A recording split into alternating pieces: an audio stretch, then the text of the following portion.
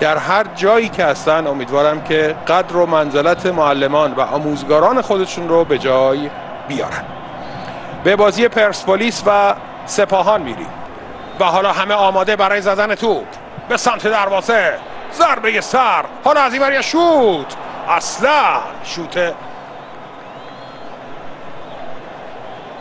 بازیکن پرسپولیس اصلا جور نشد. حالا ضربه سر و به بالای دروازه میره. اولین موقعیت جدی رو حالا اینجا میبینید که ولسیانی شکل میده.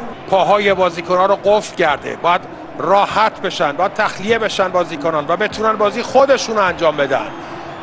عبدالکریم از راه دور داره همینو با این کاراش به هم تیمیاش میگه.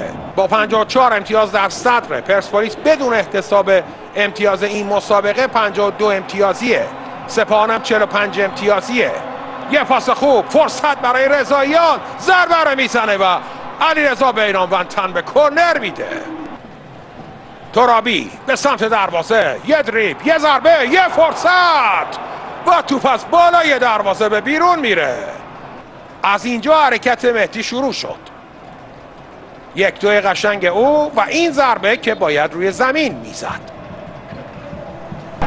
یه بار دیگه پرسپولیس صاحب توپه، از این ور میندازن تا هنانوف حرکت بکنه. حرکت هم کرده، فرصت داره حتی شاید گل بزنه. ببینیم چه خواهد شد. ضربه ای که باید مستقیم میزد. تماشاچی‌ها میگن هند شد، اما داور همچنین نظری نداره.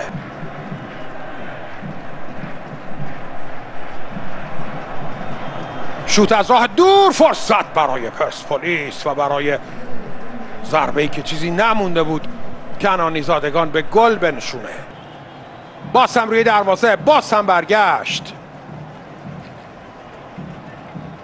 ریگی که رفته بود تا در خط پوشش بده اونجا وایساده، ضربه سر و میرفت که دروازه باز بشه، اما توپ آل کثیر به بیرون رفت. یه پاس به جلو، ثمری نداره باز هم و توپ به بیرون رفته. در 81مین دقیقه بازی 0-0 مساوی. دعوا در ورزشگاه آزادی به اوج خودش میرسه. کارت قرمز برای امید علیشاه.